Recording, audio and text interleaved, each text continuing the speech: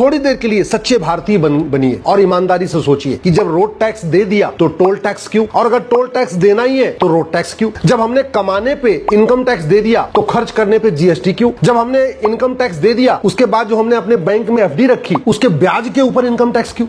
इस घटिया टैक्स मकड़जाल के कारण सब परेशान है, लूट हो रही है, भ्रष्टाचार हो रहा, लेकिन ये सिस्टम नहीं बदला जा रहा है। अगर सरकार चाहे, अगर समाज चाहे, अगर सब लोग मिलकर आवाज उठाए तो भारत में सारे टैक्स खत्म करके वन नेशन वन टैक्स लागू हो सकता है। जरूरत ही नहीं, ना इनकम टैक्स की जरूरत है, ना टोल टैक्स की जरूरत है, ना रोड टैक्स की जरूरत है, ना वैट की जरूरत है, ना टीडीएस की जरूरत, ना इनकम टैक्स डिपार्टमेंट की जरूरत है क्योंकि नॉन प्रोडक्टिव डिपार्टमेंट है, ना जीएसटी डिपार्टमेंट की जरूरत है क्योंकि ये भी नॉन प्रोडक्टिव डिपार्टमेंट है। इसका जीडीपी में कोई योगदान नहीं, केवल पैसा इकट्ठा करता है। और सरकार को मैं कह रहा हूं, जिसमें वन नेशन वन टैक्स की बात कर रहा हूं, सरकार की इनकम दुगनी हो जाएगी और जनता का टेंशन खत्म हो जाए। 100 रुपए से बड़ी नोट बंद हो जाए, 5000 रुपए से महंगे सामान का कैश लेन देन बंद हो जाए और 50,000 रुपए से महंगी प्रॉपर्टी आधार से लिंक कर दी जाए तो भ्रष्टाचार खत्म हो जाएगा, टैक्स चोरी खत्म हो जाएगा। और उसके बाद केवल 2% एक्सपेंडिचर टैक्स लगा दिया जाए। इतना ही करना है, बहुत ज्यादा नहीं करना। मतलब जितना ये मकड़जाल है कानून सारे खत्म, आम जनता भी खुश और सरकार की आय डबल दुगुनी आय। मैं कह रहा हूं सरकार इस सिस्टम को लागू करके पायलट बेसिस पे एक बार देख ले,